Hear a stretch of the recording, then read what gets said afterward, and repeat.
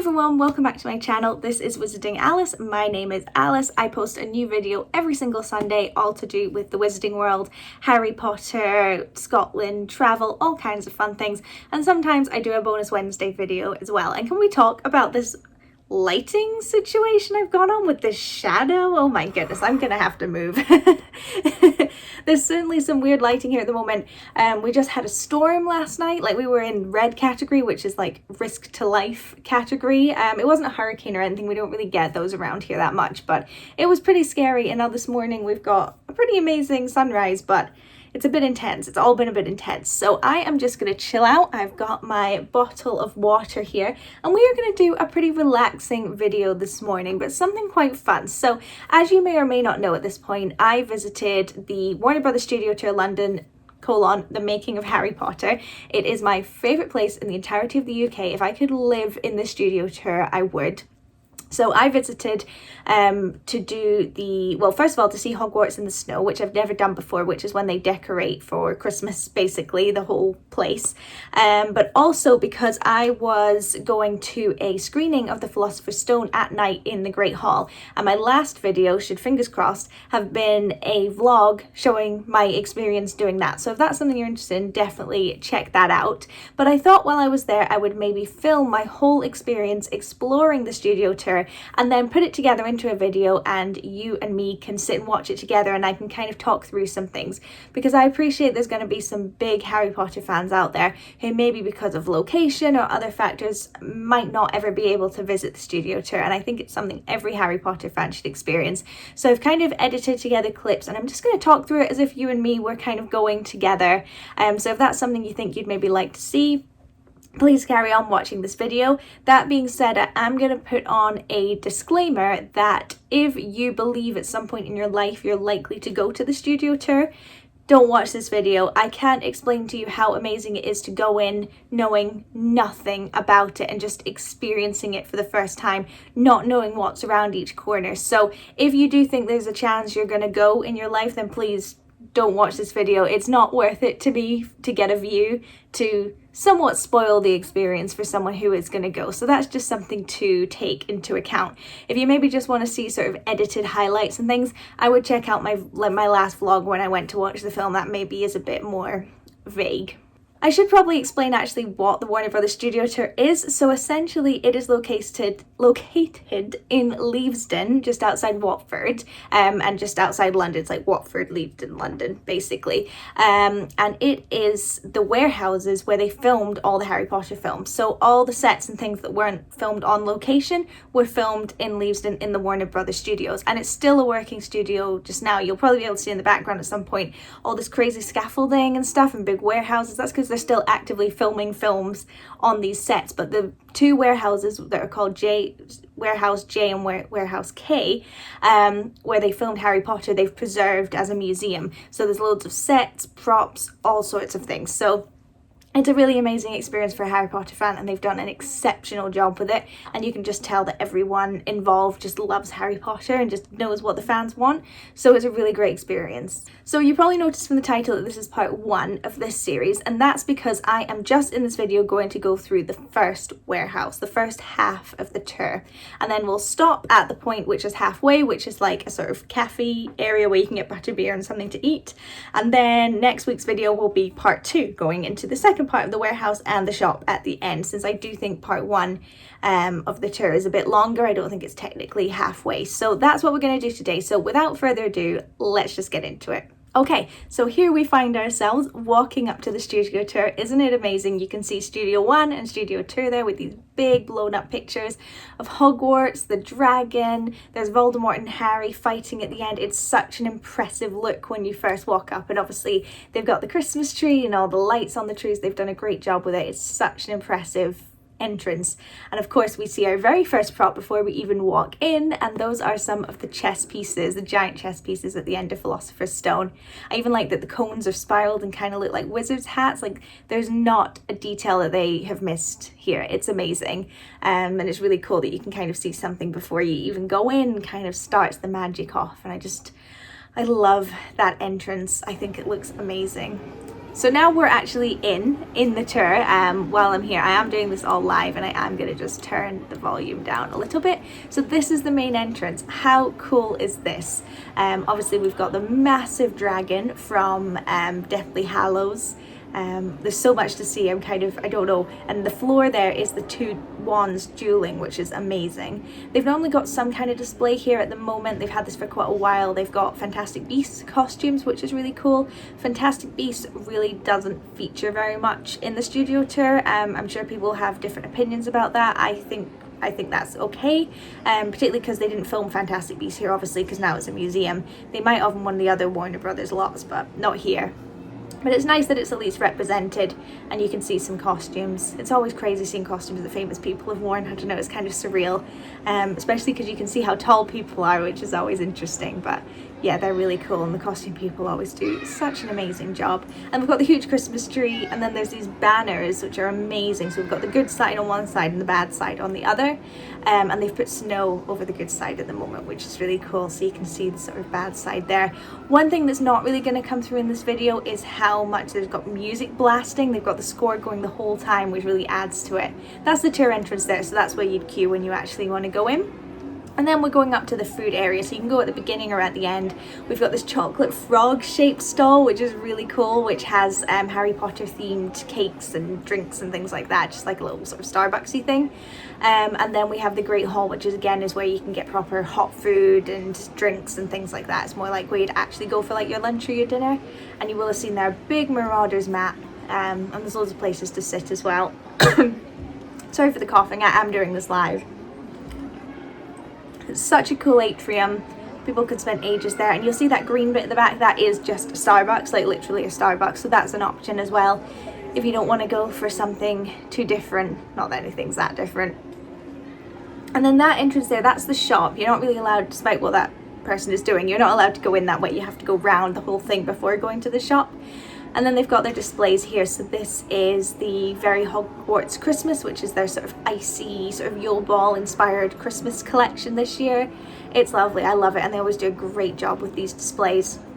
And then if we move over to the other side, they've got their other Christmas collection, which is kind of like a more traditional one. It's got loads of the reds and the golds, and it's beautiful. I love it. I prefer this one to the icy one, but I still think both of them are pretty cool, so you can have a good look at what they've got there. Some of them they always have, like the Ron jumper, and I got kind of creeped out by that Dobby thing. I kind of had to film it.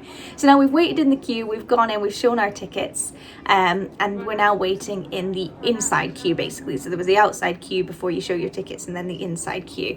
And this is really cool. It's got pages of the script and loads of like concept art. It kind of gives you the impression that you know, the writers were sitting down with the artists involved and kind of thinking about how things could come together, which is really cool. I really like that. And then you've got sketches of Privet Drive, what the house will look like, and then as it goes around it becomes more and more developed, and then eventually merges into a picture of Privet Drive that was actually used in the films. So it really focuses on that process. So there it is there, and shows like the very beginning. It's where the film started, so you start at Privet Drive, which I really like, and you can see they've got a bit of a wall of number 4 with the pictures. I definitely recommend looking at the pictures. They're really funny, and there's something you probably don't really notice in the film because they're too far in the background, so getting to look at them now is pretty cool. And I really like that you get some of the props and things in the queue. You know, you're always interested. And so we have the cupboard under the stairs. This is our very first set that we're seeing.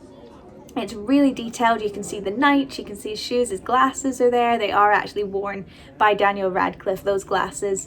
And it's just super detailed. They've made it exactly like it was in the film, which is fantastic. You know, you're never going to look at anything in this tour and think, you know, oh, that's not quite right. Like, it's spot on. So we've got some cutouts here. And then we go around, and that's a really nice little excerpt there that I'm filming on. It basically says, on this day in September 2000, when every other child in the UK was going to school, these 3 children and the other children involved were coming here, exactly where you're standing, to film The Philosopher's Stone. And it makes me emotional just thinking about it just now. And so now we've got pictures behind the scenes from each of the films, kind of showing the cast and crew growing up throughout the years that they're filming, and I love it. There's so much to look at. They did cordon off that bit of the queue today. I'm not really sure why, because it was quite a busy day, but normally you'd be able to get a close-up look of all of them, and loads of pictures of them with the director as well, which is really nice.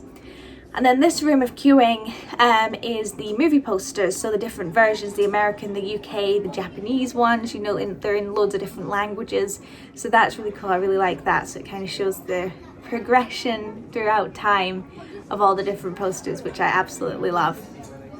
It's a really cool room.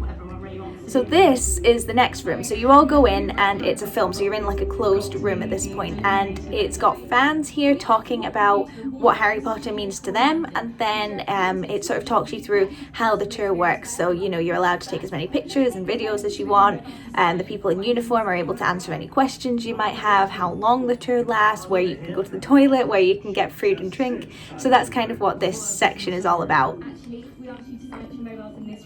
It'll probably last, I don't know, if I had to guess, maybe about 5 minutes, this section, and it's pretty cool. It's got some of the cast in it as well, and it's all around you, which is awesome, and everyone's moving and things, so it looks like the portraits, which is awesome. It's a really cool part of the tour, a great way to start.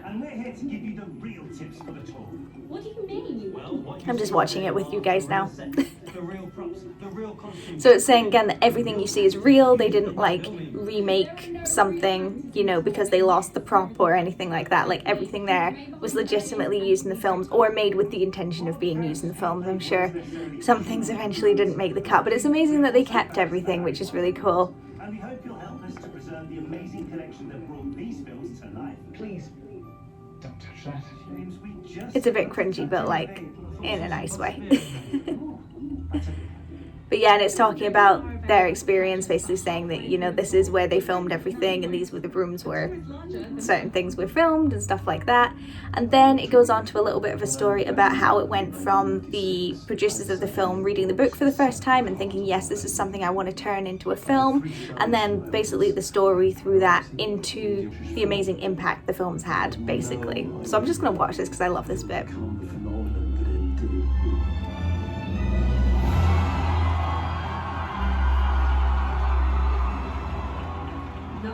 It's amazing, honestly. And now, so one thing to note here, obviously we're at the Great Hall. There's another room you go into with a film as well, which has Emma Watson, Rupert Grint and Daniel Radcliffe talking about, like, this is where our home was, we studied here, we grew up here, and like, hope you enjoy, basically. And then the screen lifts up and the Great Hall door is revealed, but I was told I wasn't allowed to film, so then you go in through the door, so that's why that bit's missing, and we get to the beautiful Great Hall decorated for Christmas. So I'm showing you some of the details there. There's a guy who kind of talks you through some of the details and stuff, but there's sections for each of the houses, and each section, so there's Hufflepuff, so you've got Cedric Diggory's robes and things like that, so you've got like characters from each house's costume, so you can kind of gravitate towards your house, which is really cool. And I've never seen it for Christmas before. This was my first time, and it's amazing. All the food on the table was like a Christmas dinner. There's so much to see here. It's amazing. You've got these proper stone floors and things, and you can see, what I like is that they keep the sort of studio roofs on everything, so you can see that they're sets, which I really like. And then there was this effect here that they showed us, which is awesome. So you can see the Slytherin section there, and then I'm in the is it Ravenclaw? Yeah, Ravenclaw section. And then this is at the top, so we've got the house points, which is awesome. They don't really focus too much on that in the films, but you do see them, and some of the teacher robes as well. Sorry, I've got a loud water bottle. So as I was saying, you can see there it's a proper studio roof, which is really cool. Obviously the candles were added in later on. So now I'm going through, oh, there's a couple more costumes there, which is awesome. And I'm now going through from the Great Hall section into the self-guided part of the tour. So you kind of have to listen to the guy in that bit, or women obviously. Now we go in, and this has some beautiful tapestries which were throughout Hogwarts. Anywhere you see a tapestry, so they're amazing. And then we go into, what are these? These the screenwriters? Yeah. So there's little bits of info about each of the screenwriters, and then the executive producers. So everyone who kind of was really crucial in making the films what they were gets their own little section, which is really nice. I think that's really important. Talking about the directors, so each director gets a whole board about what they did and what their vision was and what Harry Potter means to them, which is really cool. Alfonso Cuarón, of course, being the best one, not that I'm biased or anything. Prisoner of Azkaban's like my favourite film. And all throughout, I don't really focus on them too much, but there's screens, you know, with interviews and people talking about things. There's so much detail, production design, and then we've got this kind of, I don't know, structure of the Great Hall, which is really cool. I'm guessing this is what they used to kind of design what they wanted it to look like, and it ended up looking exactly like that. I love seeing things like that. It's really cool. Gives you a better sense of the design of it. Set decoration. The cool thing about the tour is that everyone involved really gets, you know, their time, and they really get a lot of dedication to making sure you know how much work they put in, including there's even in the film, there's even dedications to the caterers and things like that, and all the people who kind of made sure that the production could keep going, and I think that's really important, so I really like that that's a thing. So we've got some Yule Ball costumes, which is awesome, and this amazing ice sculpture, which is obviously made out of plastic, but it really looks like ice. I absolutely love that. The Madame Maxime and Fleur's costume, and Ron's dress robes, of course. So again, there's all these pieces of information here that I'm kind of skipping over because otherwise this video will be 2 hours long, well, longer than that even. And then we've got some food. So this isn't real chocolate, but it really, really looks like chocolate. They do such a good job with that. I think that blows my mind every time.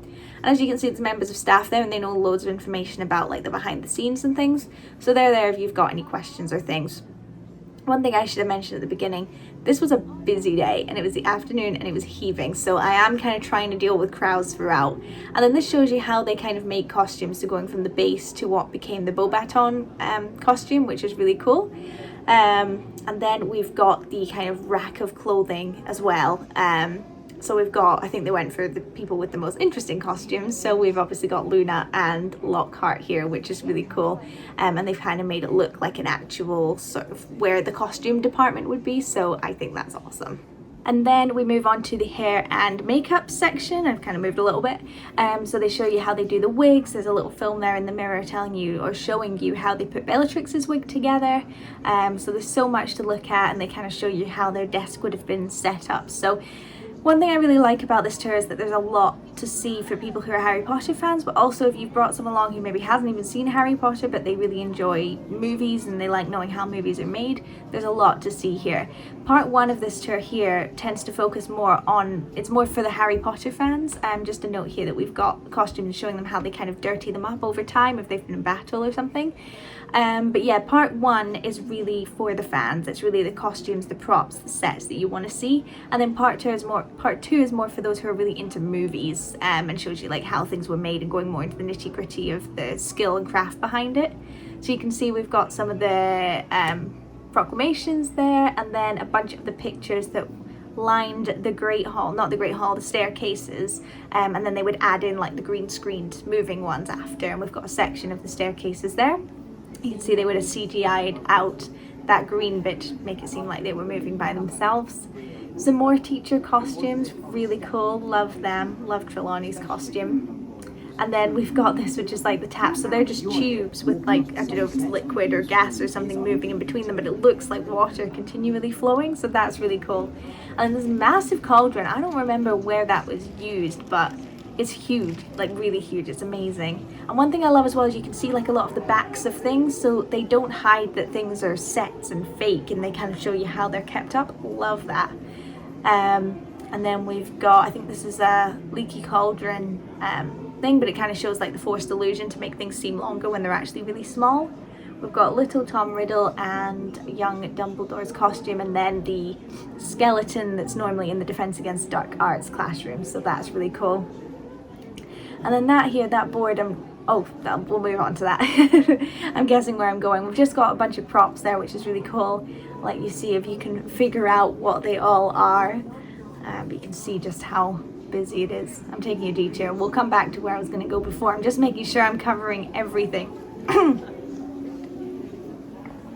And then we have one of our first big sets, and this is the Gryffindor boys' bedroom, which is really cool. Decorated for Christmas, of course. It's amazing. I love the kind of fireplace thing in the middle. It's so cozy. And then this is the Gryffindor common room, which is amazing. So they've got that entrance bit with the invisibility cloak. I don't think you really see the entrance bit all that much in the actual films.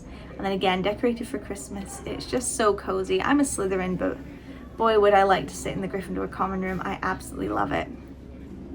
So here we've got these eyes. I don't remember them. Does anyone remember where they were from? And then some more tapestries, and then a bunch of trophies that would have just been in the background, but they put so much detail into them. So this says award for bravery against fantastic beasts, the gnome racing championship. I mean, you would never see these, but they made them anyway. That was a herbology one. And then this sort of suit of armor, which I think is amazing. It's massive.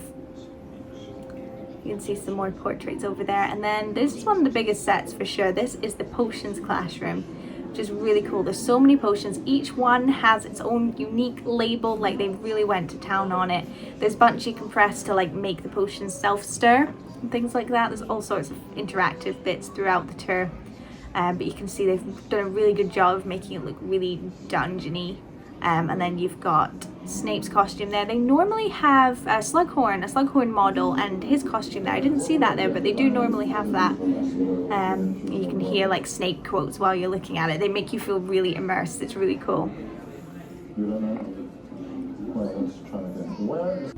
The sign for Hogsmeade and Hogwarts. And then we're moving into Dumbledore's office here. And I like that it's kind of low down and then you go in and it's really high up. I think they do. They've just done a great job. I don't need to keep saying it. They really have. So we're going to go in here and you can get a look. It's amazing. It's, oh, I'd love an office like that in my house. Could you imagine? And then where the bunch of people are crowded around is the Pensieve. It's just sort of like a mirrored sort of frosty effect bowl, so that's really cool. I was going to show it in more detail, but honestly people were crowding around it for absolutely ages, and I thought, you know what, you can get a glimpse of it there. You don't really see anything when you look in. Just people just doing it for the picture, I think. And then this is a new edition. So I went, I can't remember when now, not too long ago, when they were doing the Slytherin takeover. So the Great Hall had all the Slytherin banners and things, and they created this Slytherin common room set, and I'm really glad that they've decided to keep it because I think it's amazing. Obviously as a Slytherin myself, again, I just think it's so cozy. It's obviously not as big as the Gryffindor one because it doesn't get as much screen time, but I love it. And they have Christmasified it a little bit, and you can see in the window they've created like a lake effect, so it's amazing. I love it. I could stare at it all day. You could be here all day. You keep looking and finding different details. It's amazing. So you can see the Griffin there to get into Dumbledore's office, which is really cool. And then the swinging pendulum from Prisoner of Azkaban, which is awesome. There's something really like ominous about it, but it's really cool. Just moves so slowly. And then some more costumes. So we've got like the Azkaban robes, for example, and some of the Order.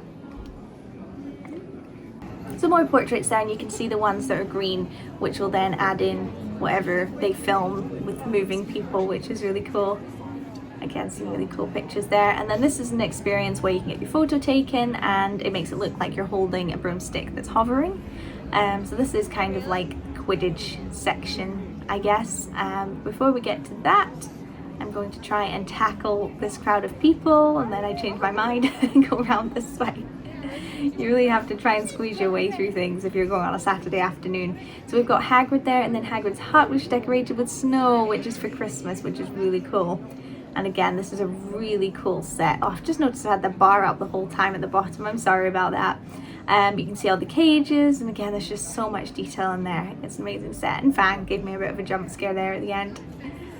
So now we move on to the Quidditch bit. So we've got some of the banners, some broomsticks that were used. There's a bunch of different trophies, which again would have just decorated a trophy cabinet in the background somewhere that you never notice, but they put so much detail in. And then there's an opportunity over there where it's all green to get a photo and a video where you're actually like flying a broomstick through different locations and things. So that's something really cool that you can do. Where am I going now? I think I'm just showing you that in a bit more detail.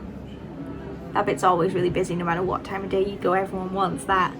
So then we come on to, nope, I'm still showing the trophies. I should have pre-watched this right before filming because I don't know where we're going. I'll take a drink of water. That's really cool. Okay, so now we're moving more into kind of, I don't know what you call them, visual effects, I guess. They gave me the name for me. So we've got like a Gringotts machine. I don't know, I can't do words today. And then we've got the flying motorbike, which is really cool, a broomstick of course. And it kind of shows you the mechanics behind making them move if you're doing like close-ups and things, which is amazing. If you're into your kind of engineering and construction, you'll love this part. And then this is really cool, it shows how they would do close-ups of them in the car with the Whomping Willow behind. It would literally just be on an arm like that. Love that, and that just goes the whole time. It's so cool. And then we've got some more effects here, like we've got the door. The snake door for the Chamber of Secrets does move. I watched it for a really long time, but it didn't move today, so I did have to give up on that, but it does do the whole effect that you see in the film. And then we've got Lupin's suitcase. If you remember, he like waves it and it packs itself up, so it's doing that, which is really cool. And then we've got the chest that Mad-Eye Moody was kept in as well. That doesn't do anything, it doesn't move, but that's really cool. And another costume in there as well. There's a mirror that shows you like how deep it goes inside. And then that's a photo experience if you want to do like an illusion, so it shows how they did the scenes with Hagrid. Lord of the Rings did the same thing, where if you sit in certain places it looks like you're much smaller or bigger than other people, so that's cool, another photo op. And then we've got the Burrow, everyone's favourite set. So again, there's different things you can click and it will make like the carrot cell chop itself and little things like that. Such a cozy set. I love that the ceiling's so low down so it feels kind of cramped, but at the same time really cozy and warm, and they do really warm lighting on it. That's amazing. Love it. And we've got a Dementor up there. It doesn't really go right above the Burrow, I don't know, but we are moving into the more sort of dark artsy section of the set. So we've got the Vanishing Cabinet, for example, and some Death Eater masks. And then we've got this cool set, which is Malfoy Manor. If you remember when Voldemort's really at his most powerful and he has Nagini eat, is it Charity Burbage? I don't remember who it is now. I'm having a bit of a blank now that the pressure's on me. So there's that set, which is really cool. And she's hanging and she does move. It's very creepy. And then this is for Hogwarts in the snow. We've got McGonagall teaching them how to dance for the Yule Ball, which is funny. Normally the Magic is Might statue is there, which we'll get to. It's just been moved at the moment. And then, well, I'll come to all these things in more detail. Let me just walk around the corner here to show you the Malfoy's costumes, and then above them is the House of Black tapestry, like family tree, and then we've got Tom Riddle's grave up the top there, which is amazing. So you can see some of them have been burnt out. Got some costumes and wigs there, which is really cool. This whole section's awesome and quite open as well, so it feels quite nice. So then we've got the Ministry of Magic chimneys, and then the costumes of the adults that they, you know, polyjuiced into, and some of the offices. I would love an office like that with a massive window looking out into the atrium. Oh, that would be amazing. And then some of the Ministry people's costumes as well, which is really cool. And then Umbridge's office, which is amazing. I love that they use the same tiles, but they're pink. And some of her costumes, which, as you know, get more pink as she gets sort of more evil and more powerful. There's the Magic and Might statue that's normally right in the middle. It's so, I don't know, it's so impactful, terrifying, so cool. And then this is a place where you can, there's like a mirror and you can like practice doing spells, and I think like an effect comes out of the mirror, so again another little interactive opportunity. So now we've turned the corner and gone into the Forbidden Forest, which is a new-ish addition. It's been there for a good few years now, but it wasn't there when it first opened. So the first time I went, this wasn't here. So there was a Hagrid costume there. You go through the gates, so I wasn't able to capture that in time. And then we've got the trees, which are really cool. They're all obviously completely fake and they stop right at the ceiling, but when you're there you really feel like you're in amongst the trees, which is really cool. We've got a centaur there, really creepy actually. And the floor is really spongy, and there's all this fog, so it really feels like you're in the forest. We've got a Buckbeak animatronic, so it does move ever so slightly. You can see the head turning there, and there's loads of like creepy sound effects, and it feels like it's nighttime. That's such a good job. And then we're heading into the spider bit, and as you get more into the spider bit, the roots you're going under kind of feel a bit like spider legs. It's great, and I'll show you there is a route there that you can bypass if you want to skip the spider bit, but I recommend going through, honestly. I've got a bit of a phobia of spiders, and I still think it's really cool because they're so obviously fake, and I don't mean that as an offensive thing to the people who made them. So we've got spider webs now, and as you go further in, the spider webs get bigger and bigger and bigger. It's really cool, honestly. They've done such a good job with it. So it gets really, really dark and actually pretty quiet as you sort of go around this section here. And then before you know it, will I have timed this right? Spiders come down, which is really cool. They don't go anywhere near you. You could actually walk through and not notice they've even come down. I did see a few people just walk straight through and not even notice. But it's so cool. And then you get the thunder and the lightning. So there's just another one coming down. It's really cool. I feel like when I did the Forbidden Forest experience at Arley Hall, I've done a video on that as well if you want to check it out. That was scarier with the spiders coming like right here at you. And then we've got an Aragog there, that doesn't move. That's really cool. Done such a good job with this bit, they really have. They've done a good job with every bit, let's be real. So now we move past that. I'm just kind of trying to skip past the hordes of people to move on to the next bit. If you can hear squeaking, that was my chair moving, I promise. So then we've got this dog here, which is weird. So you press a button and it lights up, and you might wonder, well, what's that about? So when they had scenes in the forest where Harry cast the Patronus, obviously the Patronus wasn't there, but they needed to cast the bright light on him. So they'd have a dog in this super bright costume so that the light hit the characters' faces right. So I thought that was quite interesting, and I mean, it is really, really bright. So now we're just moving out of the Forbidden Forest, it's really just more trees. And we move into King's Cross, I guess, platform 9 3/4. So it's a really cool effect when you turn the corner. And there's a real full-sized train. I mean, I don't know if it's a real, but I mean, it's full-sized. Some photo opportunities there. Make it look like you're going through the wall. It's amazing. This is one of the coolest things to see. And again, it's so open, so you don't feel like you're cramped in with a bunch of people. You kind of feel like you're having your own experience, which is nice. And then that's the railway shop, so it's just a little shop that sells like Wizarding World transport kind of merchandise. So we will go in there. I'll give you a quick show around in a little bit, just sort of showing you generally platform 9 3/4. So that's the queue to get on the train, which we will do in a second. And there's a photo opportunity there, or a video opportunity where you can sit and it's like green screen behind you, and it kind of projects a film, so when you get the actual video it looks like you're really traveling on the Hogwarts Express.